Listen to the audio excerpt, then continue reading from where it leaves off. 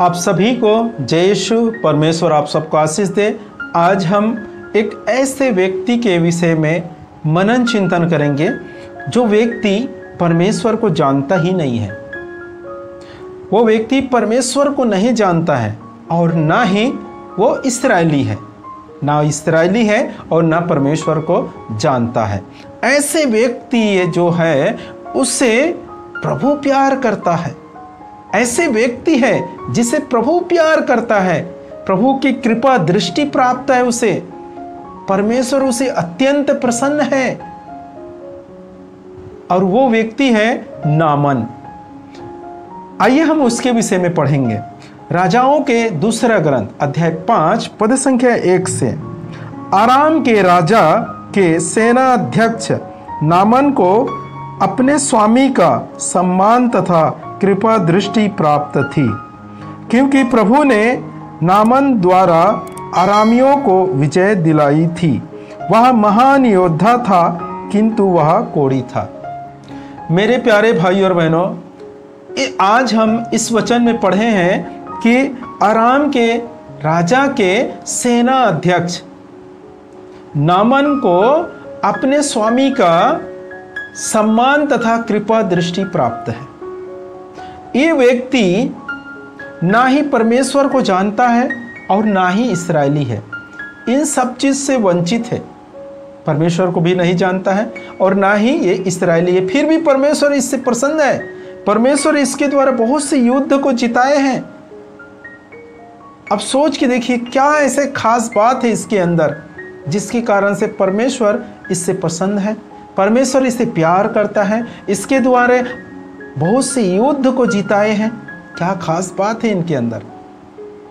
मेरे प्यारे भाई और बहनों, इस व्यक्ति के अंदर एक ऐसे खास बातें हैं जो परमेश्वर को आकर्षित करते हैं, परमेश्वर को अपनी ओर आकर्षित करते हैं। और वो खास बात क्या है?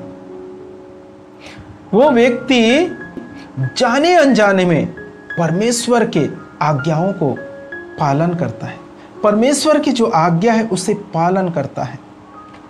जाने अनजाने में वो नहीं जानता ये परमेश्वर की आज्ञा है, फिर भी वो उसे पूरा करता है। जब हम पढ़ेंगे निर्गमन ग्रंथ अध्याय 20 पद संख्या 12 में, तो यहाँ पर लिखा है अपने माता पिता की सम्मान करो, आदर करो।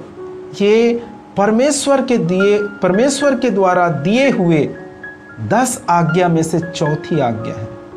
जब मूसा को सिनाई पर्वत पर बुलाए थे परमेश्वर ने, तो मूसा को परमेश्वर ने जो पत्थर के पाटी थी उसमें 10 आज्ञा लिख के दिए थे और उस आज्ञा में से चौथी आज्ञा यही है कि अपने माता पिता का सम्मान करो, आदर करो। और ये समस्त इस्राएलियों के लिए थे, समस्त इस्राएलियों के लिए दिए हुए ये सहायता है। लेकिन इस्राएलियों इसे नहीं मानते, पूरा नहीं करते, अपने माता पिता का सम्मान नहीं करते, आदर नहीं करते। लेकिन जो नामान है वो जाने अनजाने में इस वचन को, परमेश्वर के इस आज्ञा को पूरी कर रहे हैं। वो अपने स्वामी का अधीन है, वो विनम्र बनते हैं। अपने स्वामी जो आदेश देते हैं उसके अनुसार वो करता है। इसलिए अपने स्वामी के सम्मान उसे मिला है और उसे कृपा दृष्टि प्राप्त है। किसके तरफ से? अपने स्वामी की तरफ से। और ईश्वर भी उसे प्रसन्न है। ईश्वर भी उसके द्वारा बहुत से युद्ध को जिताए। मेरे प्रिय भाई और बहनों, आज हमें भी नम्रता को धारण करना बहुत ही जरूरी है। यदि हम इस नामान के जैसे अगर परमेश्वर की कृपा दृष्टि को प्राप्त करना चाहते हैं, इस नामान के जैसे हम भी परमेश्वर के निकट पहुंचना चाहते हैं, इस नामान के जैसे हम भी यदि परमेश्वर के आशीष को प्राप्त करना चाहते हैं, परमेश्वर हमें पसंद करना चाहिए, तो हमें क्या करना है? इस नामान के जैसे हमें अपने आप को नम्र बनाना है, हम अपने आप को आज्ञाकारी बनाना है, हम जिस प्रकार वो नामन अनजाने में परमेश्वर को नहीं जानता, परमेश्वर की आज्ञाओं को नहीं जानता, वचन को नहीं जानते, ना ही इस्राएली है, फिर भी उसने जाने अनजाने में परमेश्वर के नियमों को, उसके वचन को पूरी कर रहा था। उसी के अनुसार आज हमें भी क्या करना है? परमेश्वर के अधीन रहना सीखना है, परमेश्वर के वचन को पूरी करना है, अपने माता पिता के सम्मान करना है, उनकी आज्ञाओं का पालन करना है। हो सकता है अपने बड़े बुजुर्ग हैं घर में, और हमारे पड़ोसी लोग हैं, हमारे पुरोहित लोग हैं, इन सब का क्या करना है? हमें आदर सम्मान और उनकी आज्ञाओं को पूरी करना है। तब हमें परमेश्वर के अनुग्रह, परमेश्वर के आशीष, परमेश्वर के दया करुणा हमारे अंदर बरस पड़ेंगे, हमारे ऊपर उतर आएंगे। कब? जब हम नामन के समान आज्ञाकारी बनते हैं। मेरे प्रिय भाई और बहनों, जब नए नियम में आप पढ़ेंगे तो प्रभु यीशु मसीह संत लूकस के सुसमाचार में अध्याय 4 पद संख्या 27 में नामन के विषय साक्ष्य देते हैं, लोगों को समझाते हैं कि नामन किस प्रकार कोढ़ से ठीक हुए हैं, दुरुस्त हुए हैं, इसके बारे में बताते हैं। आइए मैं पढ़ता हूँ। और नबी एलिसा के दिनों में इस्राएल में बहुत से कोढ़ी थे, फिर भी उनमें से कोई नहीं, बल्कि श्री नामन ही निरोग किया गया था। इस्राएल में नबी इलियास के समय बहुत से कोढ़ी थे बोल के यहाँ पर प्रभु यीशु मसीह कहते हैं, लेकिन उनमें से कोई निरोग नहीं हुए, कोई अच्छे नहीं हुए, किसी को स्वस्थ लाभ नहीं हुआ, सिर्फ नामन को ही स्वस्थ लाभ मिला। क्यों? क्योंकि ये एक आज्ञाकारी विनम्र इंसान थे।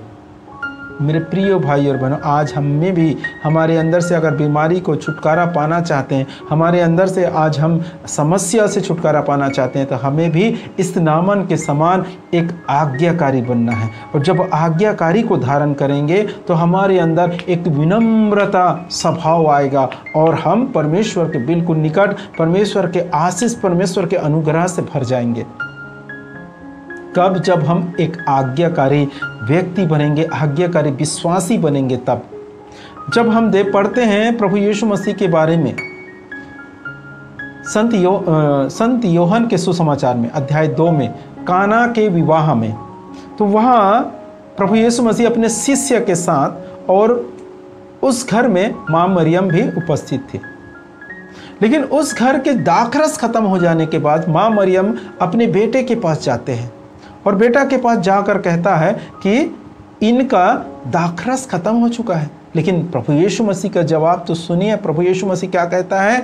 नारी, इससे आपको और मुझे क्या? मेरा समय आया नहीं है, मेरा समय आने को है। इस प्रकार से प्रभु यीशु मसीह नकारते हैं। लेकिन माँ मरियम कहती है वहाँ के चाकरों से वो जो कहेंगे वही करना, और माँ मरियम चली जाती है। इसके बाद प्रभु यीशु मसीह चाकरों को कहते हैं इन मटकों में जो 6 मटके थे उनको क्या बोलते हैं कि पूरे लबालब भर दो, पूरे पैक कर दो। और उसके बाद भरने के बाद कहता है प्रभु यीशु मसीह इन्हें इससे एक मग्गा निकालो और जो कारबारी है उसके पास ले जाकर इसे दो। और जब वो पीने के बाद कहता है कि वो दाखरा से अच्छे दाखरा से करके बोलते हैं। तो मेरे प्रिय भाई और भाई, यहाँ पर हम देखते हैं कि प्रभु यीशु मसीह को मालूम है कि पिता ईश्वर किससे अत्यंत प्रसन्न है? सिर्फ आज्ञाकारी से पसंद है। और उसके कारण से ही प्रभु यीशु मसीह अपनी माँ की आज्ञाओं को पूरी करता है। अपनी माँ की जो आज्ञा है उसे नकारते नहीं है, उसे पूरी करता है। मेरे प्रिय भाइयों, इसी प्रकार जब हम एक आज्ञाकारी विनम्र सेवक, विनम्र विश्वासी बन जाएंगे तो परमेश्वर के आशीष से हमें कोई नहीं रोक पाएगा। परमेश्वर के अनुग्रह हमारे जीवन में बहने लगेंगे, परमेश्वर के सामर्थ हमारे अंदर से बहने लगेंगे। जिस प्रकार नामान परमेश्वर के सामर्थ्य से भरा हुआ था, उसके द्वारा बहुत सारे युद्ध को जितवाए थे, उसी प्रकार हमारे भी कोई भी काम नहीं रुकेगा, सब कामों में हम सफलता की ओर बढ़ेंगे। जब हम एक विनम्र और आज्ञाकारी व्यक्ति बनेंगे तब परमेश्वर के आशीष हमारे जीवन में आएंगे। मेरे प्यारे भाई और बहनों, तो आज से अपने आप को जांचिए। यदि हम विनम्र नहीं हैं, यदि हम आज्ञाकारी नहीं हैं, तो हमें आज्ञाकारी को धारण करना है, एक विनम्र स्वभाव को धारण करना है और परमेश्वर की आशीष हमारे जीवन में आएगा।